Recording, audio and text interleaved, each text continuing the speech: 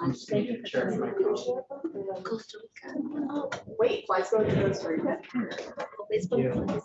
All right, good evening, everyone. It is now 5:15, so I will call the meeting to order. Welcome. I'm so glad to see everyone here.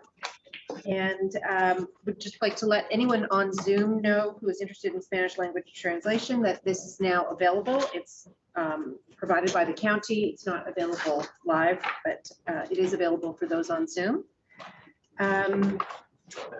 So I will turn to my Vice Chair Administration, Wesley, Commissioner Loom, if you could do the roll call, please.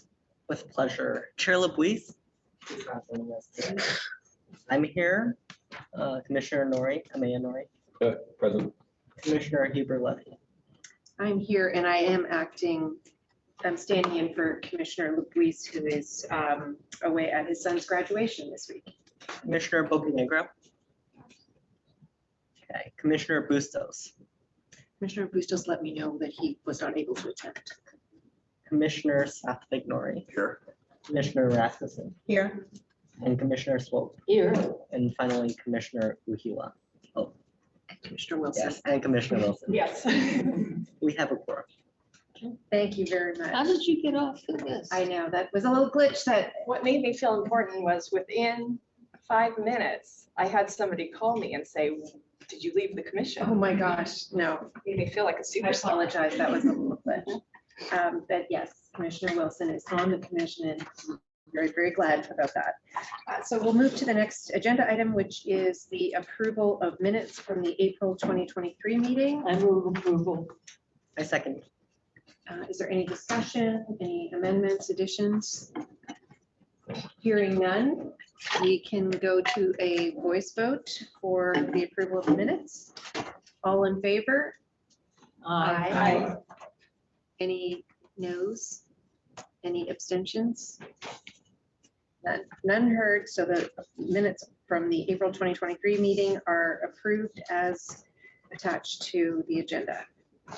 We can move to the review of our agenda and approval of the agenda. I move approval of the agenda. I have a suggested change. You can make it after the motion is on the Okay, table. all right. That's the proper way. Okay, do we have a second? The approval of the agenda. Thank you, Commissioner Wilson. So now we can move to discussion and any amendments. So a couple months ago, I made a request that we remove a portion of the agenda that has to deal with identifying yourself when you sign into a meeting. The Brown Act says that you don't have to identify yourself. And so because we're trying to encourage parents to attend, and there's some confidentiality issues around that, I would like us, I'm again bringing up that I would like to have this portion that goes into every meeting agenda removed. And that's on the second page. It says, if you wish to speak, you may raise your hand or indicate, oh, I'm sorry, it's underneath join Zoom meeting. I apologize. In order to identify themselves, we prefer that participants use a device with video and activate the camera versus calling only in audio. However, you may call via phone only if you prefer. And I'm suggesting that we remove that entirely. Thank you. Okay, that sounds like a very good suggestion and I appreciate you bringing that to our attention. So in order to approve the agenda with that amendment, we would have to make a motion. She would have to make a subsidiary amendment. I move that we do that. And that would have to be seconded. So I move that we remove the section that I just read into the record under join Zoom meeting on page 3 of our agenda that has to do with identifying yourselves from the agenda. Do we have a second for that motion? So Commissioner Nori has seconded that motion. Is there any further discussion of the motion? I want to discuss it. So I totally get the message of what you're saying, and I think that's super important. I'm wondering if we could phrase it differently. And what I'm actually thinking about is a conversation I had with you where we had a prospective commissioner who wasn't on screen. And we felt like we didn't get to know that person at all because they weren't on camera. And so there's some value. If somebody wants to be on camera, it would be nice to say, like, if you prefer not to be on camera, that's fine, but it's helpful if you want to be on camera. But that could we phrase it some way like that? I mean, it does say, however, if you may call in via phone, only if you prefer.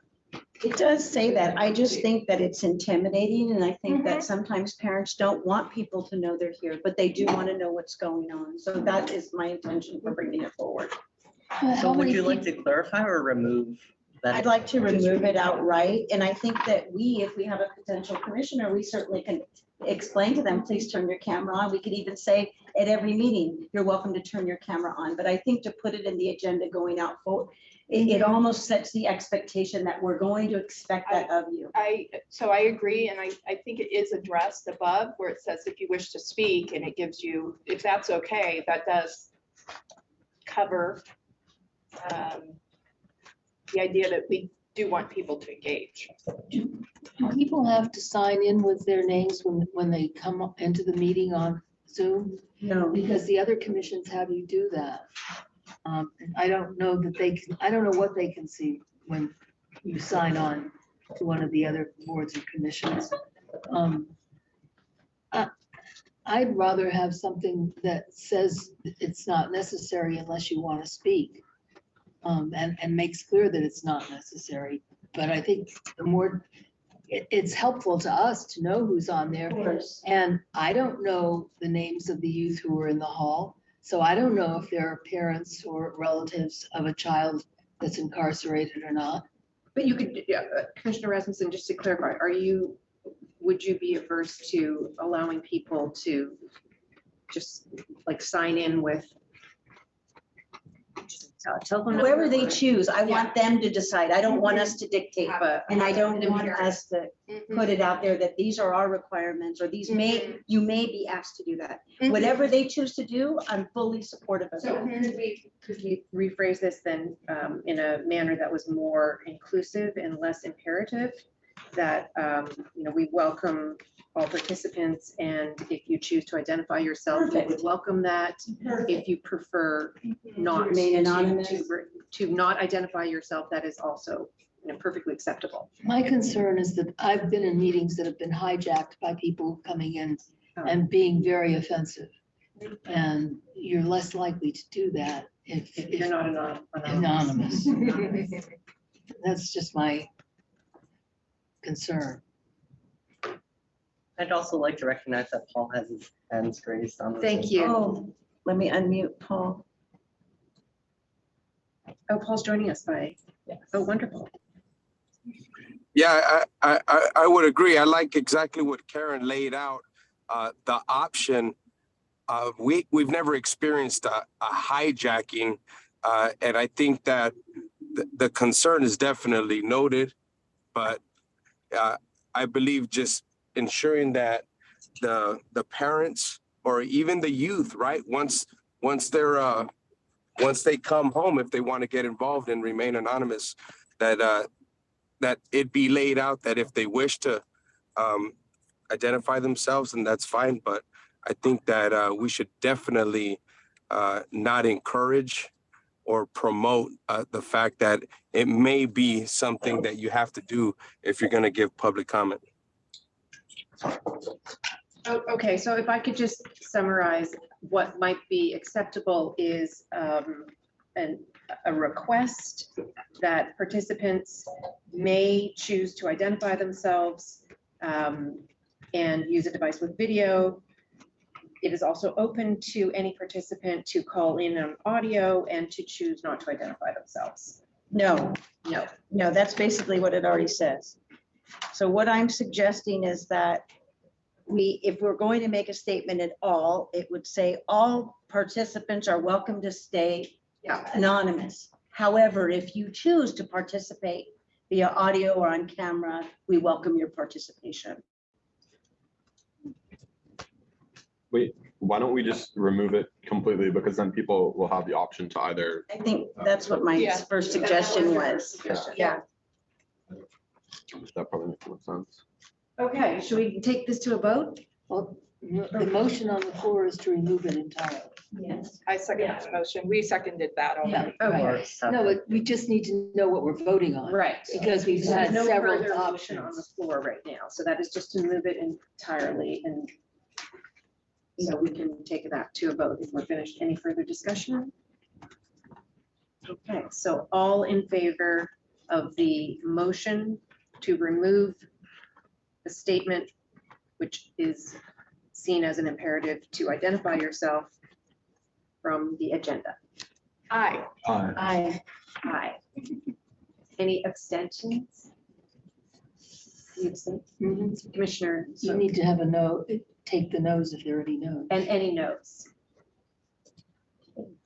I don't think there are any no's. No no's heard, one abstention, and motion carries. Did Safi spoke yes? You did.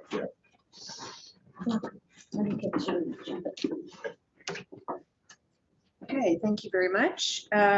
So we have an agenda, and now I see that Judge Cadet has joined us. Welcome, Judge Cadet. It's nice to see you here. Thank you. for coming. Hello, good evening. And we have the honor and the privilege of having the swearing in of a new commissioner.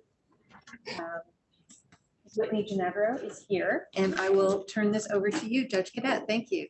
All right, so I am here to administer the oath to Commissioner Ginevro, and congratulations. So please do repeat after me.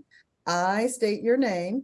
I, Whitney Ginevro, Do solemnly swear or affirm I do solemnly swear or affirm that I will support and defend the Constitution of the United States that I will support and, defend the Constitution of the United States and the Constitution of the State of California and to the Constitution of the State of California against all enemies, foreign and domestic, against all enemies, foreign and domestic, that I will bear true faith and allegiance to the Constitution of the United States that I will bear true faith And allegiance. and allegiance to the Constitution of the United States and the Constitution of the State of California, and the Constitution of the State of California, that I take this obligation freely that I take this obligation freely without any mental reservation without any mental reservation or purpose of evasion,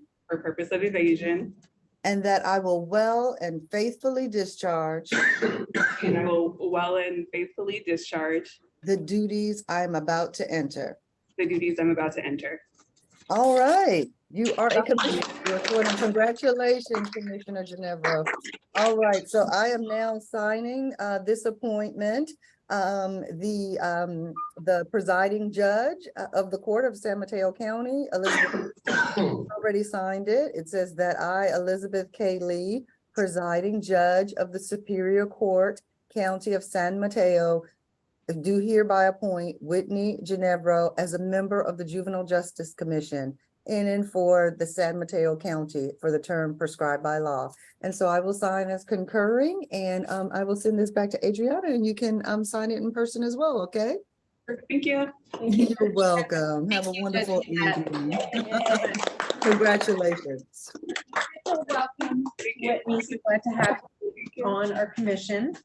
And that leads us to the next agenda item, which flows very nicely, which is a membership update from me as your vice chair membership. With Commissioner Ginevro on our commission, we now have 11 active commissioners and 1 commissioner who is on leave of absence. And I wanted to let you know that Commissioner Uhila has let us know that she intends to resign. So we have not received her resignation yet, but she will be resigning. So we will have 3 positions yet to fill on our commission. We do have 2 pending applications, and we are expecting a number of further applications this month. So the plan is to provide a slate of prospective commissioners to present to the commission for a vote at our June meeting. The 2 prospective commissioners who are pending have already been interviewed by the membership committee, and we will have further interviews this month. Also, I just wanted to let you know that I'm working on putting in place a little bit more of a structured orientation for commissioners and what I like to think of as a continuous development program for all of us commissioners, just to make sure that we are all at the appropriate level of familiarity with relevant legislation and organizations in our community. I did have an opportunity to speak with our regional Bay Area representative from the Bureau of State and Community Corrections, and he will be putting in place a 3 to 4 hour training session for us that we hope everyone on the commission will be able to attend. It'll be similar to what they offer at the yearly conference, but we'll have it locally, which is wonderful. So we'll have an opportunity to attend that and ask questions and meet our representative. And ideally, we'd like to do that before we start with our inspections. It would make sense. So with his schedule, he's going to call me back after he figures a few things out, but we're thinking maybe July. But I'd be happy to take input from our commissioners, we'll get a couple of suggested dates so we can make sure that we have as many participating as possible. What's his name, Mike? Our regional Bay Area representative is new and his name is Craigus Thompson. Oh, Michael Bush is no longer our BSCC. Yes, so he was very eager to do this for us, so that's great. And so at this point of time in our agenda, we have an opportunity for public comment for items not on the agenda. So I would welcome anyone from our community who is attending who would like to make a public comment on an item not on the agenda. Please raise your hand, virtually or actually.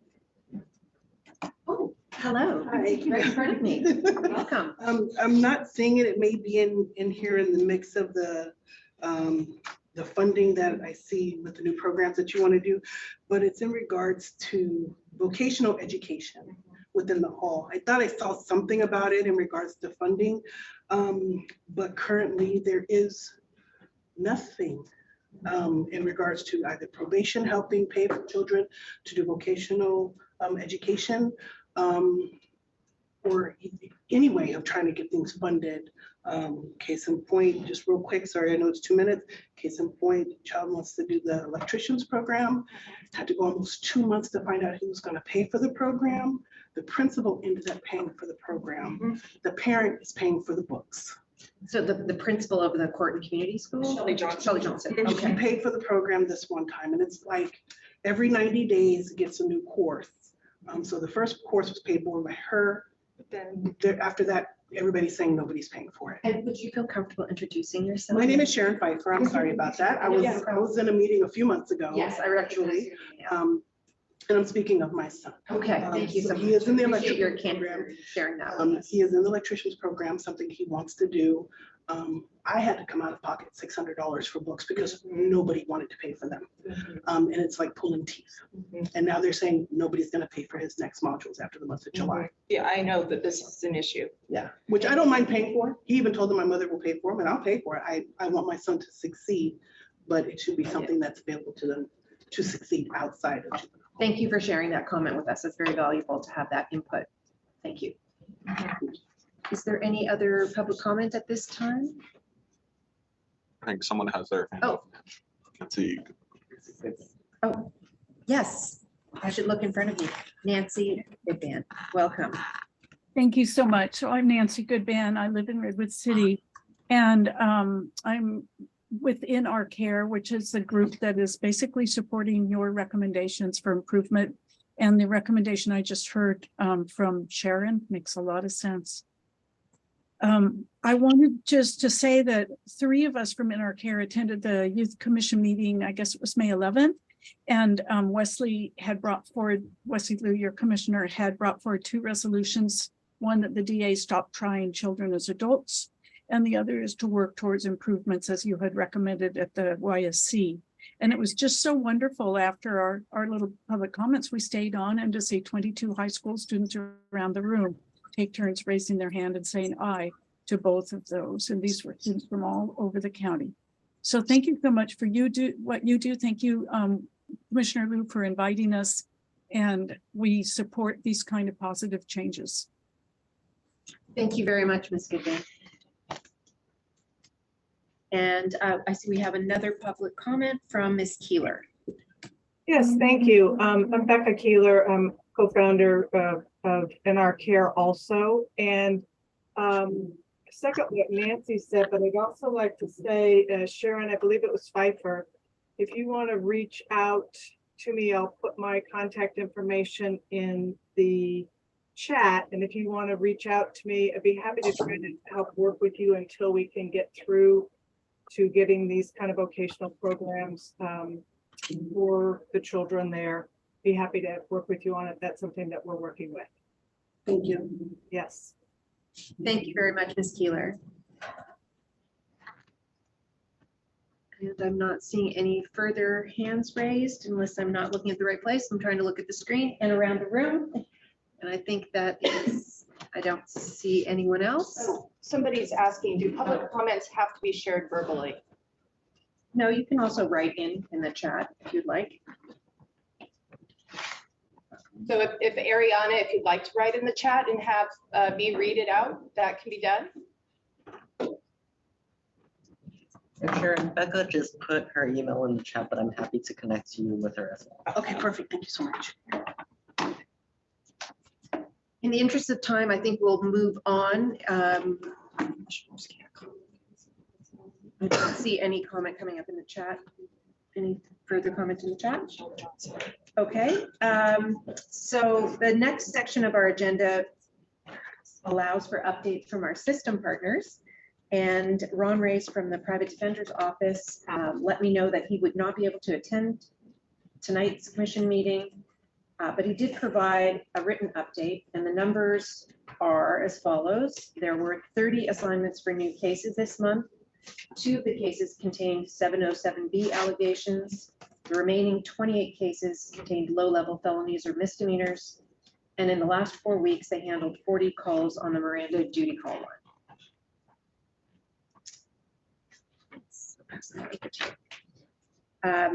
So moving on to probation, Ms. Clark also let me know that she may not be able to connect. She was traveling and not sure if she would be able to connect online, and I don't think I see her. Yeah, she's not on. She's not online, so we will not have a report from probation this month. And is Mr. Fong from Children and Family Services online? I just want to make it clear for the record, we have no written report from probation, so we have no idea how many children We have no are incarcerated. We have no idea. No. Okay, thank you. Why is no one here? Don't know. Okay. So we will move on to the next section of our agenda, which is a presentation from the community organization Redwood City Together. Okay. Yes. Is this okay where we're at? Of Or- course, okay. yes, you can do it from wherever you're comfortable, does- and I think you can Do project. people hear us? Can folks on Zoom, if you can just nod your head yes or no, if you can hear when. Oh, Yeah, Wonderful. okay, I think they can. oh, And how much time do we have is the last question? how much time do you need? Probably like 20 minutes. Okay, that's good. And could you introduce yourself? Yeah, of course. I'm just gonna get my slides up on Zoom. Okay, And my name is Rafael Avendaño. I'm the Executive Director of Redwood City Together. I'm very happy to be here with my colleague from the Police Activities League, Eliana, who's the Director of Community wellness. And we're very excited to present to you all today the work we're doing in Redwood City and North Fair Oaks around the PACE program. It stands for Purposeful Action Creation Engagement. All right, so I have to get access Yeah, here. Joanna, I think you need to make. So who am I making a co-host? Okay, Let me pass this out. There's 9 copies, so. We're discussing other things, but this is just helpful data for you guys. sure, we can Okay. share that. Oh, but you. It's fine, I can. Okay. All right. Thank you for having us again. I'm Rafael, and we're going to be presenting a bit about our Purposeful Action Creation Engagement Program. And last spring in downtown Redwood City, there was some safety concerns primarily around youth on bikes in Redwood City, hashtag known for the bike life movement. And the flashpoint of basically, unfortunately, some youth being incarcerated was that on Friday, May 20th, 2022, the same night at the Fox Theater where we had Malala Yousafzai presenting her work in the community. There was a lighting off of fireworks. There was also some vandalizing that happened in local businesses right in front of the downtown square. And that led to some safety concerns from some constituents and business leaders, which you could see here. And the city asked Redwood City Together and the Police Activities League for some feedback and advice. And primarily they were asking myself and the executive director of PAL, Ivan Martinez, how do we find out what the root cause is? And we asked them, well, have you talked to the youth? And that was a great question, which was very poignant towards us developing the next steps of how to respond with the right attitude of meeting the youth where they were at. And so the problem at hand was this very quote from one of the youth. This was actually one of the nights where we invited them for pizza, for understanding, to really go after the root cause of why.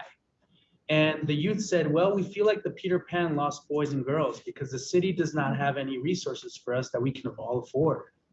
And so through a whole summer of engagement, of really purposeful driven work, of really us finding out that, you know what, it's expensive to have youth programming. It's not for everyone. You can't get into the second story of the movie cinema without having to pay for a ticket. Then you have to pay for the arcade. So where do our youth play? Well, they create their own games on bikes. And hence, which led to what you saw on that May 20th day. So we responded with a little bit more action, right? We're not just all about talk. We want it to be all about response. And so Redwood City Together and PAL met with the youth. And we spent the whole summer last year getting to know them. I'm a bike rider myself. Ivan became one. And we met them where they were at. And we honestly bought them dinner on Friday nights and Saturday nights.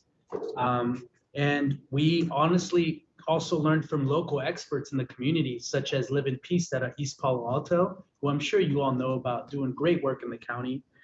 And we invited the youth bike leaders to the table for us to craft out how would a great summer or a great after school or a great evening program look for you. And what we heard was a program that provides jobs for us, a program that provides hangout spaces, a program that provides social services for my mom and dad to be able to be home and hang out with me, in all respect, to kick it with me, right? A little bit about me as well. I helped start a youth center when I was 25 called the Sienna Youth Center in the heart of North Fair Oaks. Did that for about 9 years. And so my heart in youth development stems 20 years. And so enabling the youth component towards the voice choice leadership process and building out the PACE program is the key ingredient of why we've had such success, is because it started with youth at the table and it's still going that way. And so youth mentioned all of these things that they wanted. And we created this PACE plan with their guidance. There's 5 goals around ensuring that we create youth development programs for the youth around mentorship, workforce development, hosting weekend and weekday activities for them that they want to see, providing youth advisory spaces so that they can continue to tell us how they want us to build out the muscle of this program. We just help, of course, construct the skeleton with their support, but really the muscle is them. They're helping us really create the tissue, right? And so with that, that's why we come today, actually, because we know that you all are experts in this arena around how do we reach some of the youth that unfortunately are in probation, are unfortunately incarcerated. And we feel that this is a space we need to be in to get advice. And so identifying ways to address the acute needs of transition age youth is key for us to be able to respond and give options to our public safety programs, not just police, but also fire and also city. I think all of us need to respond in the way of public service, right? And also the fifth goal was to increase youth program amenities with evidence-based alternatives. And so we looked all around the nation and we looked at Thrive Chicago, we looked at the Harlem Children's Zone, and we basically betaed everything to really mirror what fits best for Redwood City and North Fair Oaks. And we're in our first year, and we're very excited that for that first year, we were able to bring on a director in Eliana, who's gonna talk about our methodology, our approach. Yeah, thank you, Rafa, for setting the stage so perfectly. So I joined back in August when all of the work, the meaty work from the summer and listening to the youth had already been done. But I continued it, right, with their support and just continuing to build relationships so that we established what was our approach. And the motto of our approach is moving at the speed of trust. So without this trust of our youth, we really aren't able to move forward, right? Building relationships with them. So we built out, part of our motto and our approach is building relationships. So one of the first few things that I did was actually begin getting to know the core group. The Bike Life Youth Group consists of about 7 to 10 of youth that are sort of influential to the rest. And one of the main leaders, that's a picture there. He didn't have a driver's license or a bank account, and he had just gotten a job. And I asked him, oh, like, what are you gonna do with that money? He's like, I don't even have a bank account. So I took him myself to the bank, to open up his own bank account. He's already 18, mind you, right? And to also get his driver's license because he was driving around without a driver's license. So he didn't know how to navigate these systems. He needed someone to support him, and that really kickstarted the relationship, and he still comes around to this day. So that is the type of mentorship and leadership that, someone who really doesn't judge them for not having all of these things in line, right? The other thing is building community respect. This is taking some time, but with trust, right? The youth have he'll go over some of the data later, but youth delinquency has really dropped in Redwood City because, in part, to what we've been doing, because we've been telling them it's got to be a two-way street, right? There's all of this that we're building together, but this community wants to give back to you, so we have to build that respect on your end as well, right? They've been responding really well to that. There's been mentorship and employment opportunities we've been able to offer the youth. And then also we built out a core group of partnerships, and we identified experts in the community that, are experts in youth development. And we identified, co-created with our backbone organization, Redwood City Together, which has been, really supportive in terms of supporting us financially, politically, and just gaining a lot more visibility in terms of the work we're doing. We identified Live in Peace, like Rafael had mentioned. They're in East Palo Alto, but they really, their work really transpires across many borders. And so they're doing amazing work in East Palo Alto, and there's a lot of learning lessons that we're doing. They're actually supporting us in creating a lot of the bike activities that we are, we've had some successes with some events we've thrown, and Live in Peace has helped us co-create those. There's also Fresh Lifelines for Youth. They've been really a thought partner in this entire process, and they're getting involved in this summer actually to support us with informing our youth of their rights and just advocacy related community education for our youth. And then there's also our Whole Health for Youth initiative that is really mental health focused, and just in general, also experts in youth development. Friends for Youth is part of that, Siena Youth Center, and One Life are also part of this. So anytime we have any type of event with our youth, they come as people to engage as organizations, but they come as people wanting to build relationships with the youth. And again, moving at the speed of trust. There are some challenges that we've encountered that I'd like to go over as well, that we're going into this summer with. We obviously need more support, staff support. We have a very small team right now that is really day in, day out, like really building relationships on the weekends, at night, you know, there's a lot of support that we need, especially with that one-on-one case management, casework, right? Getting to know the youth one-on-one and getting to know their needs. There's also, we need weekend programming as well. A lot of the issues that we were seeing happen, how this all transpired, all of these activities were happening on the weekends.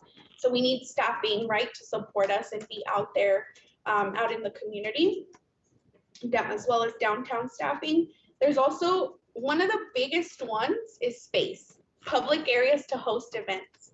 We have some amazing ideas, but because, right, all of these narratives that were created because of the initial sort of like activity that happened in the summer, there's sort of some hesitation on the side of like downtown business owners and, you know, things like that. They're very supportive of the work that we're doing, but, you know, we're trying to tread to be able to continue building those relationships and finding and securing more public areas to host more of these events. And so thinking now for the future, we're trying to reimagine services and reimagine what youth development, youth work really means in the community of Redwood City. So to move forward, we need more city long-term investment for this program. So we've secured very good funding for the first year pilot, but we need to think about future. How do we keep this going, right? The other one is more variety of culturally responsive youth programs. We've started this, but how do we continue with it, right? With the idea of how do we continue to co-create, not develop ourselves and then push it out, put it in their faces, right? Like it's really putting the youth at the table with us and doing it together, really focusing on their needs and what do they want, right? And the very last one is, last but not least, the increased engagement in after-school sports and enrichment programs.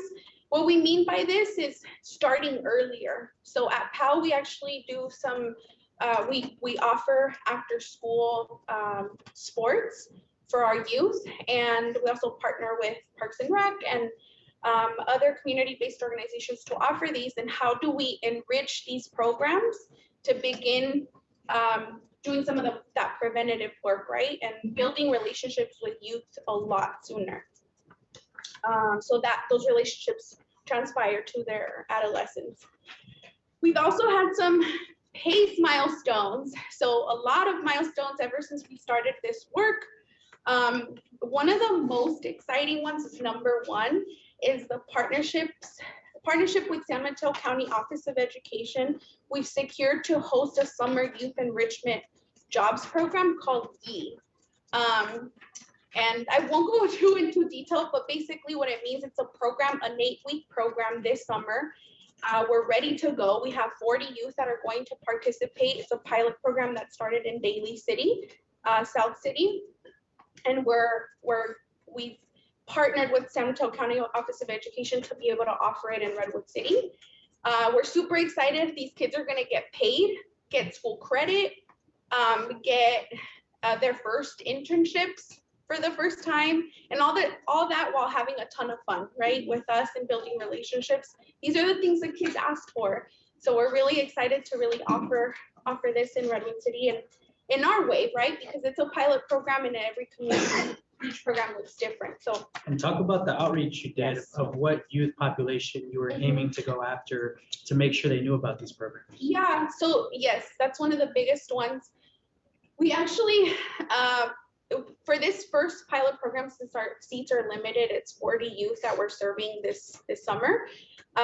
We decided to partner with Sequoia High School to offer it to the 40 youth, and we talked to the counselors, And we identified, we told them, look, we want to offer this program to opportunity youth, right? Opportunity youth mean kids who can really highly benefit from these programs that otherwise aren't in any other programs already. We told them, try to identify the kids that are in the lower 10% of your casework, right? Caseload. We also told them, you know, kids, we're really prioritizing kids of color,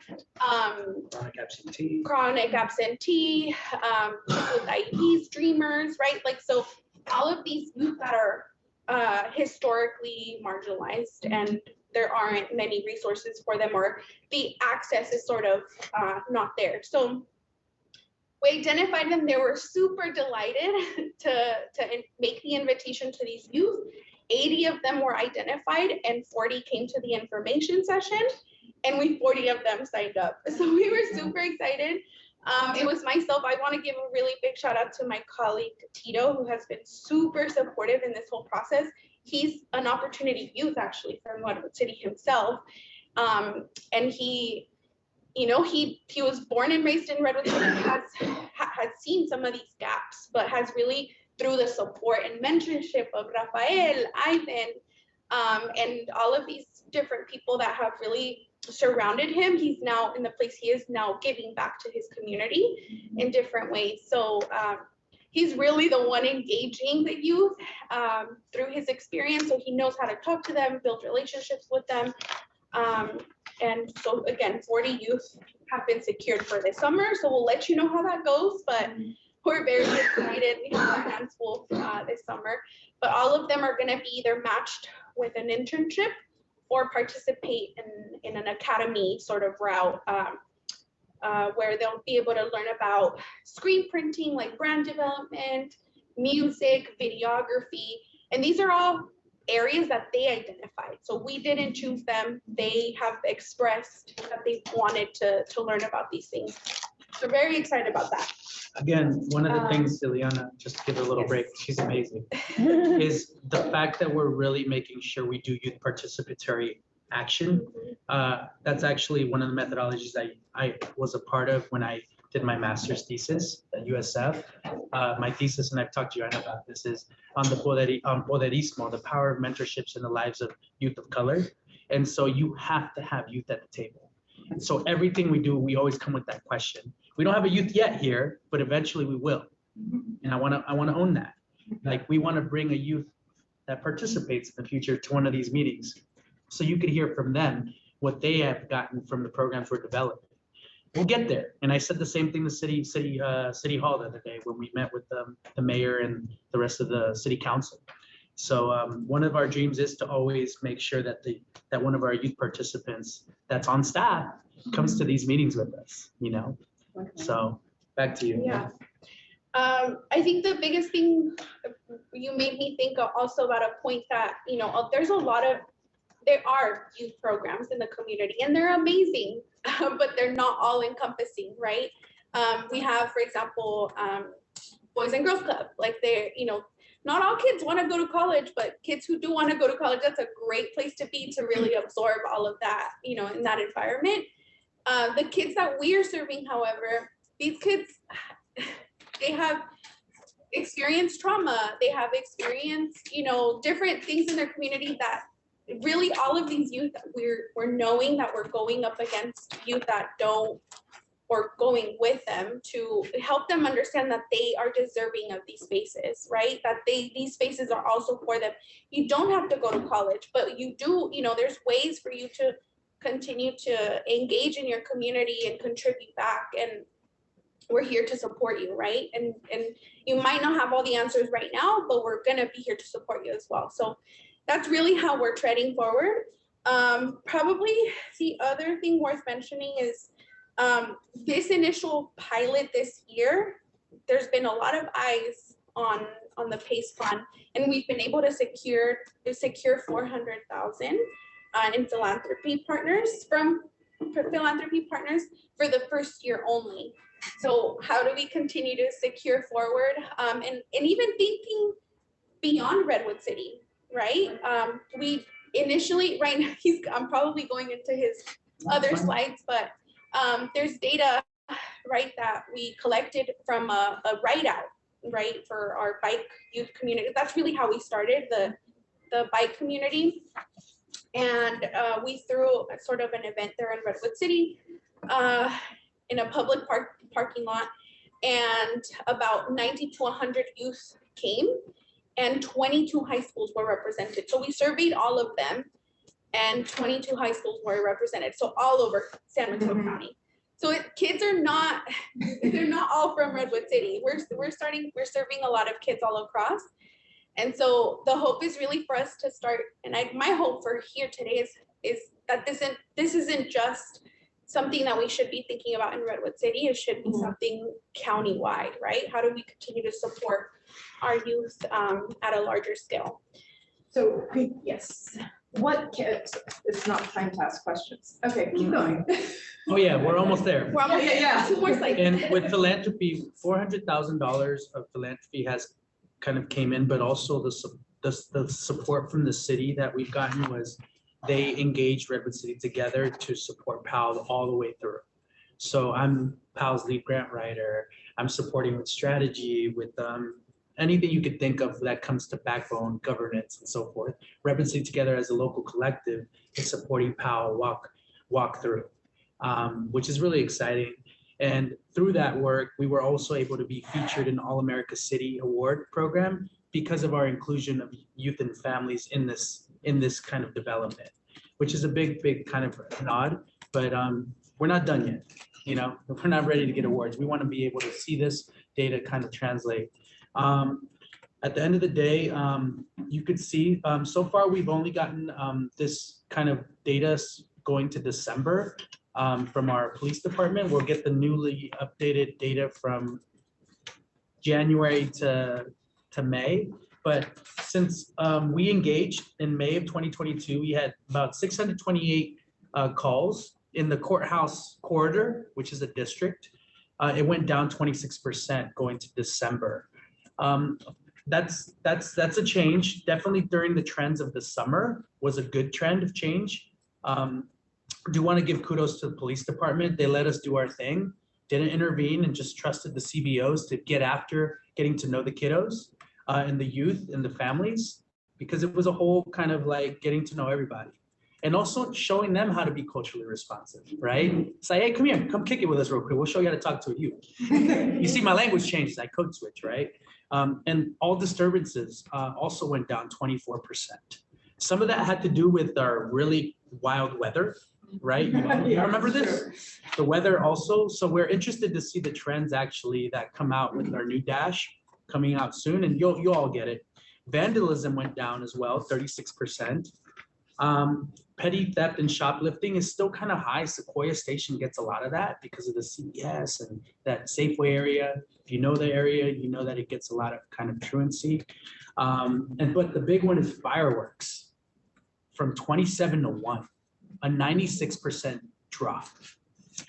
And so that all goes to show where we are with next steps. We jumped into that already. We're developing an e-program. We're identifying more members like you all to be aware of what we're doing, share the good news so that people can hear more about us. We could go present and maybe even share this model with other cities. The goal is to always share what we care about, right? Sharing is caring. It's a motto that dates back to what, the beginning, right? Mm-hmm. So we're all about that. Engage more community-based organizations to collaborate with them. This is no secret. We want to share the good news. And to be able to continue to seek out partnership with philanthropy so that our budget is anywhere around $350 to $400 per year. It's already jumping over that because we're serving over 22 schools right now, honestly. So this is what it takes, but it really needs to be a long-term investment.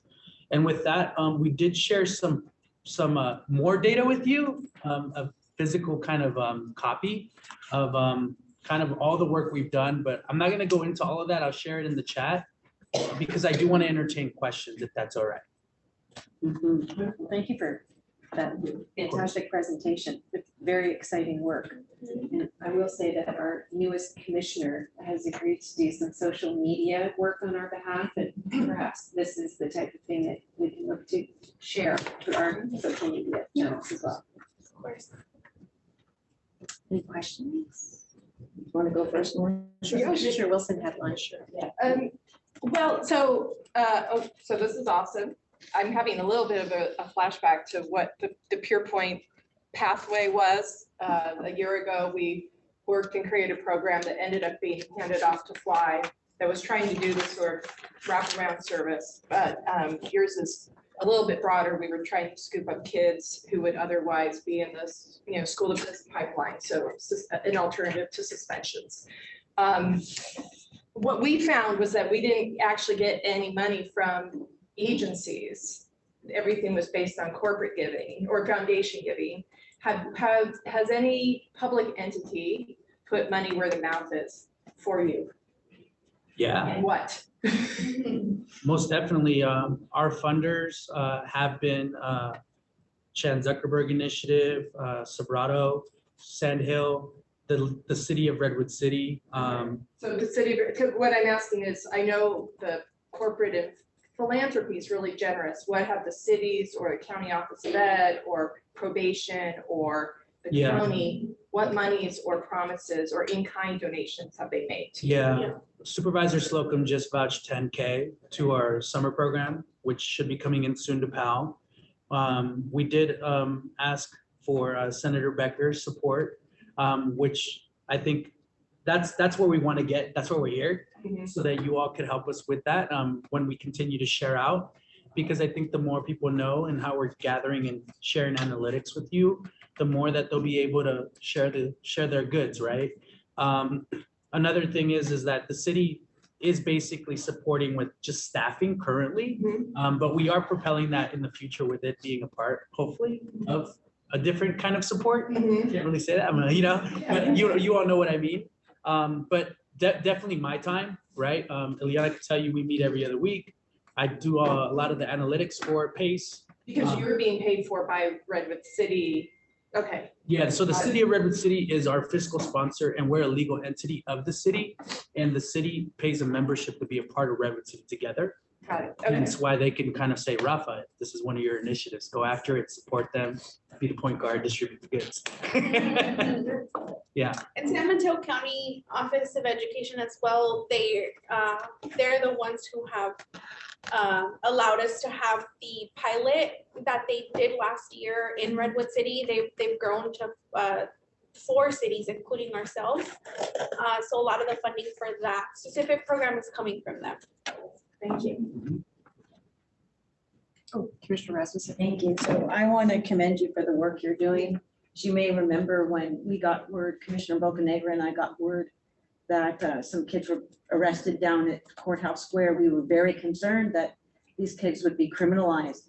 And in Redwood City, where I live and where Commissioner Bocanegra lives, we have watched these, where our kids used to be able to go, Malibu, right? Roller rink, bowling alley, shut down. There's no place for these kids to go. And you open the door and you welcomed us. I still get your emails on what you're doing. And so I commend you for the work you're doing because it's definitely important and there's a true need. I want to address the statistic you gave about shoplifting. I think that's going to be one that's very difficult to tackle because many of our youth are survival stealing. Poverty is a real issue. We live in an area of haves and have-nots. And so kids are stealing hygiene. They're stealing food. And we're criminalizing that. So that's a number, just be mindful of the kids that I talk to. That's why they're stealing. We call it survival stealing. And I also wanted to let you know, the kids that I work with and talk with, and they're mainly the incarcerated youth, that they all say that in elementary school, they were severely bullied.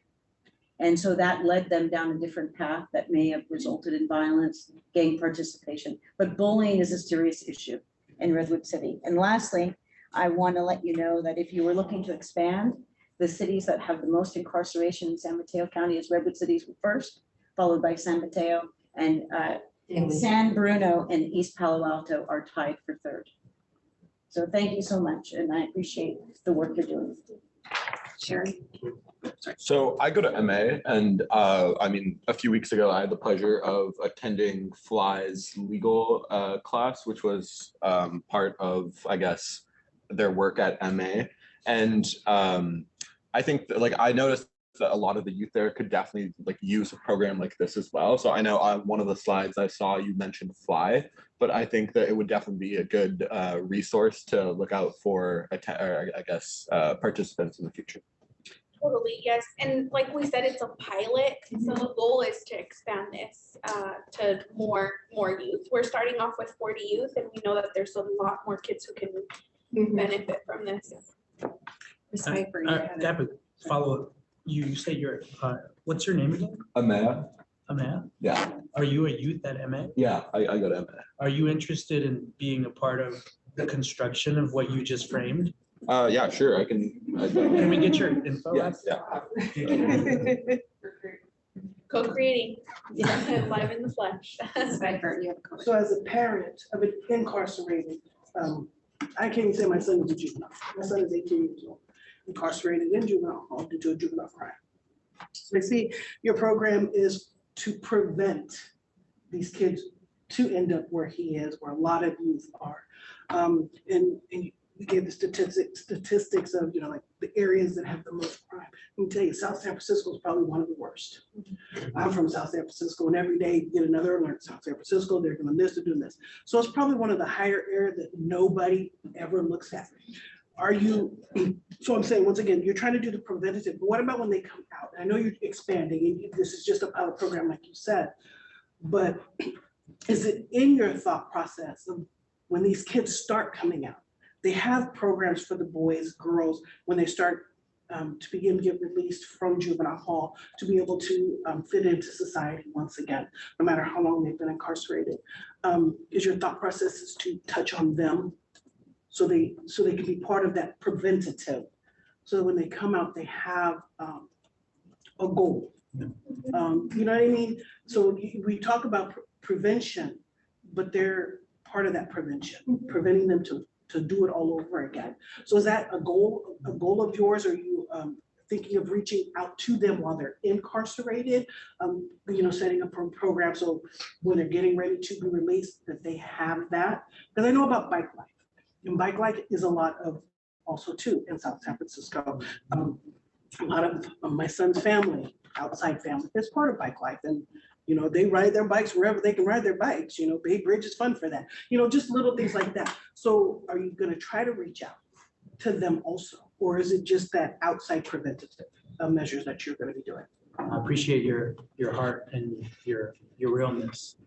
I have a true affinity with South City because I grew up in South City. I'm from Susie Way. Yeah. I myself am an opportunity youth, and I have a dear heart for my community. And if that calls, we'll be ready. And what I mean by that is, you're right. We only have a Boys and Girls Club there. It's 14 blocks from Susie Way, from Grand. I know that area very well. I had to dribble a ball really far to get to a hoop. And so there's still those gaps that exist in South City. And I'm happy to be in conversations with Ileana and with Ivan to talk to council members there, to talk to their city managers around what we could do to co-create with you, a parent. And I think create an advisory of how we can do it together. Because I'm not from there anymore. I was raised there, but I know it. Right. And I know that the gap exists.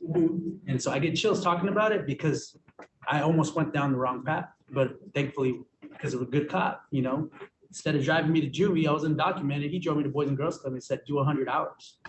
And here I am today. There you go. Thank you. Of course. To add to what Sharon said, I'm from San Bruno, and as Johanna mentioned, San Bruno and South San Francisco are tied. So it really makes a lot of sense to devote more resources to North County, particularly Daly City, South San Francisco, and San Bruno. So I wanted to ask you if you're thinking of on-the-ground programming. As you have in Redwood City, it seems like you have a great relationship with a variety of organizations from PAL and even the city itself. So what's your plan on expansion? Do you have any? And how can I help? Because The recruit. yes. And the youth. Yeah. And too is young. I mean, I think like these are all questions we could come back with. We honestly have a pilot, right, Ileana? I know we want to have Ivan in that kind of thought process. Yeah.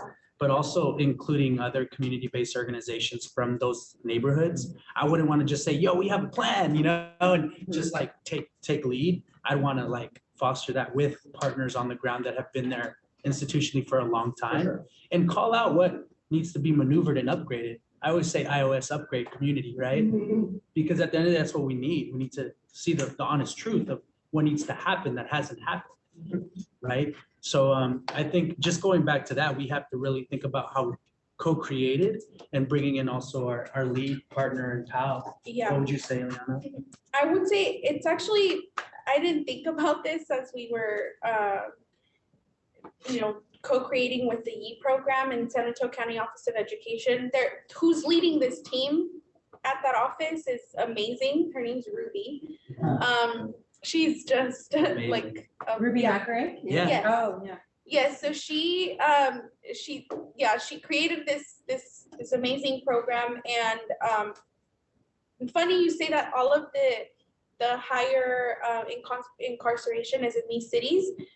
The pilots are happening in all of these cities. So Redwood City, San Bruno, Daly City, and San Mateo, I believe. So your 40 youth come from those 4 areas? No, so it's 40 each.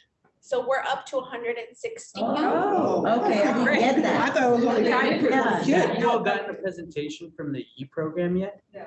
I think that should be It would be next. amazing. Yeah, it's just such a beautiful The YE program? the Yes. YE program. It stands for Youth Youth Empowerment, Entrepreneurship, and Employment. Okay. So is that Ruby we should reach out to? Yes, and we Okay. can put you in We can contact. connect you. Yes. We know Ruby. We know Ruby, yeah. It stands for, it's actually really rooted in Bay Area sort of like culture with the yay, Hiking- right? Like hiking movement. you're supposed to say it that way.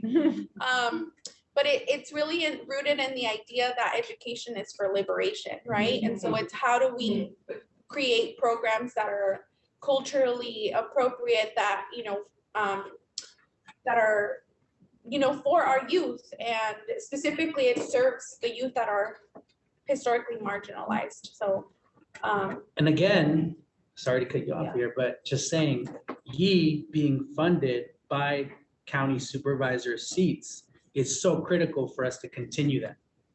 And right now, we need more. And that's where you come in. We come to these advisories, y'all can push that big boulder up the hill for us. So that we can, funding? whatever you can think of. I'm not saying, I'm I'll just take it. giving you, I'm planting that seed for y'all to think about, right?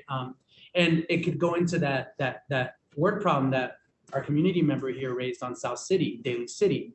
YE can expand. So there you go. That's the equation, right? So I get excited talking about this. I'm a systems engineer, so continue to just ping us. Could you tell us who are the 40 youth, where do they go to high school, where do they? yeah, I won't be able to tell you all of those details, but that's all I know right now, that there's 160 youth being served in this next. Just Redwood City? Yeah. Oh, yes. So the 40 youth, because of capacity and the ability of us to really build relationships with school administration, we identified the head counselor of Redwood City, Sequoia Union High School District. She shared, you know, the flyer, but we identified Sequoia as the pilot sort of school. We were gonna open it up, and we're still receiving applications, still taking sort of a wait list for any sort of kids that drop, or and also, like, if kids sign up, we'll be able, if we continue this program, we'll be able to reach out to the students again. So are they mostly then students at Sequoia, High School? all of them. And they probably Yes. live in North Fair Oaks or Correct. unincorporated Redwood City? Yeah, most of the students that we recruited, again, we were very intentional of the recruitment. We just didn't recruit any kids. We presented in front of the 40 or the 80 youth that were identified. 40 of them came, and a lot of them live in North Fair Oaks area or off of El Camino and the apartments.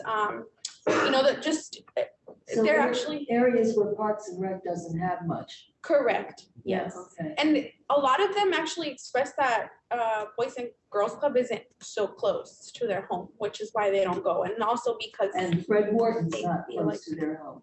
And a lot of the courses and activities and stuff are at Red Morton or. Correct, yes. We are actively working in partnership with Parks and Rec to build that relationship and sort of get more just co-creating together and being able to utilize their space a lot more, things like that.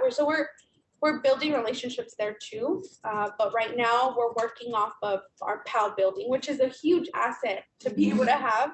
A lot of organizations try to do so much, and with little space in this case, we have a pretty solid space. We actually, at PAL, we started off with K-8, and we continue to offer K-8.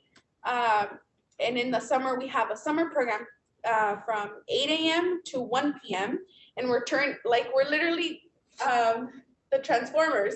We're transforming the entire center into a high school center from 2 to 9 p.m. Wow, that's impressive. So we're just around the clock at this point. Thank you so Yes. much. I'm just in the interest of time, I think we could talk Of about this course. for another couple of hours. It's very exciting, and you both speak so passionately about the work that you clearly love. And we're extremely honored that you came and shared it with us, and we definitely want to continue being in touch with you and sharing your good news. And hopefully this has sparked some ideas with our commissioners too, as they work on projects, that they can keep your work in mind, and any type of integration with current programs in the youth center. Did you have it? Could you put your contact information in the chat? So like, I'd like to reach out to you. Great. And please let us know going forward if you need a letter of support, or if you need us to go and speak either as a commission or as individuals to, at meetings for additional funding. However, we can be of service to your work. Thank you guys so much. If you have a newsletter or Yes. briefing, you can give us that contact information so we can stay apprised of your good work, and we will follow up with Ruby on these. Yes, totally. Tell her we think very highly of her. We like her. She'll see it on YouTube. Shout out to Ruby. Thank you so much. We really appreciate you being here. Thank you for being such a great audience. It was a pleasure. And I just also wanted to take this moment to share a comment on chat that came in from a community member that youth should all have access to nutritious and healthy food, secure mental health support, and a safe place to address mental health reasons, all reasons why the 9-point project plan, which I think is referring to the 9-point project plan that was approved by this commission, developed by commissioners on this commission and approved by this commission, and provided to the YSC, should be supported and advocated for by the whole community. Thank you very much for sharing that, and that will go into our minutes. Moving along in our agenda, we are now at the stage of our meeting where we talk about current commission projects and updates from our commissioners. And the first project committee chair is Commissioner Rasmussen to give us an update on the sexual abuse prevention committee work. So I'll be very brief. So our committee basically continues to meet weekly. We've had a few weeks where we haven't met, but we basically meet weekly. We have received the majority of our public records documents that we requested. We are in the process of creating a list of recommendations that we will put into a report and that we will bring forward at a future meeting. And I reached out to Chief Keene's secretary with some times of a potential meeting to go over some additional questions we had. And we hope to have that meeting and a report back to the full commission by next month. Thank you, Commissioner Rasmussen. Are there any questions on that?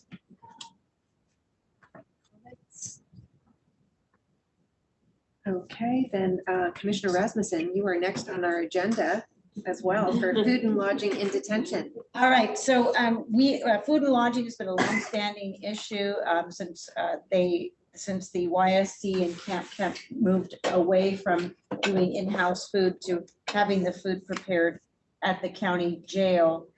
We've been trying to get that back. So we voted on a project to look at that. And we have not met. This is a project that's being led by Chair LaBouisse.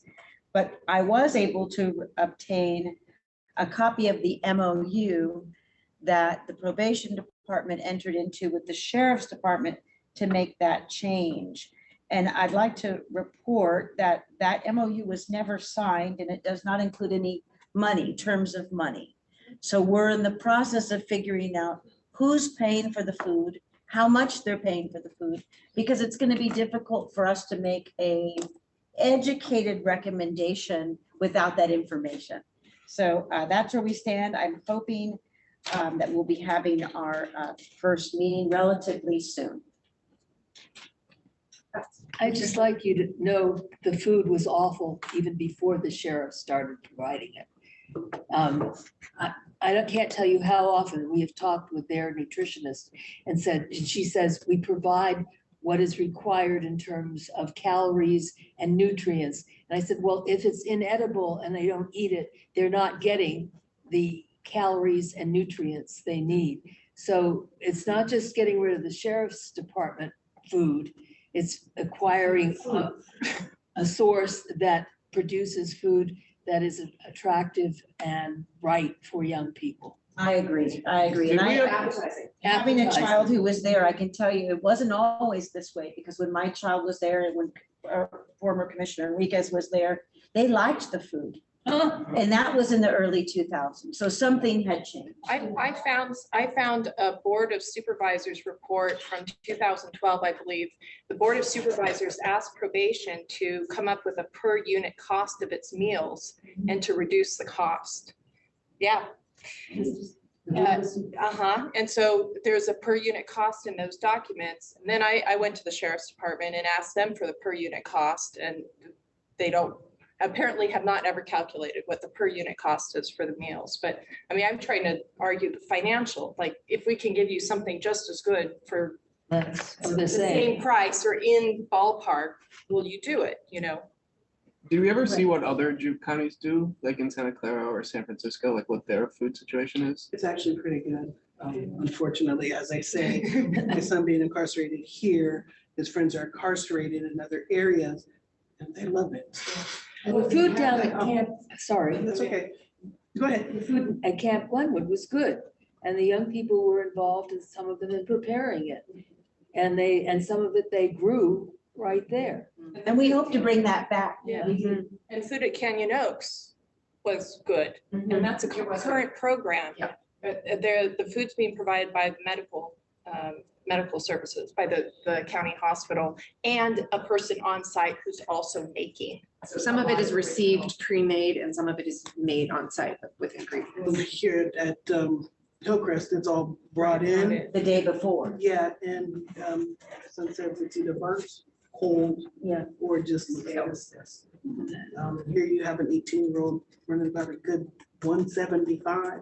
All he'll eat all day is fruit. And he refuses to eat anything else. Right. And then when they have programs, he's excluded from programs because he's in trouble and not able to have outside food.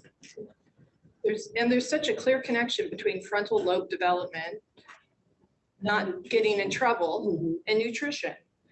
Right. So it makes sense to invest there. Yeah. So clearly, Certainly does. an issue that we will continue pushing on, and thank you for your good work on that, Commissioner Rasmussen. And I'm up again on the inspections. Yes, Okay, you are. So here we are back at inspection time. I'd like to point out to everyone that in our Google Drive, we do have an updated 2023 inspection folder.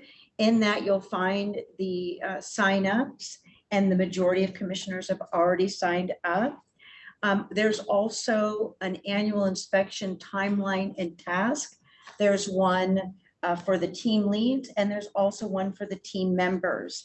This point in the year where we find ourselves, the inspection teams from the period of April to June should have signed up.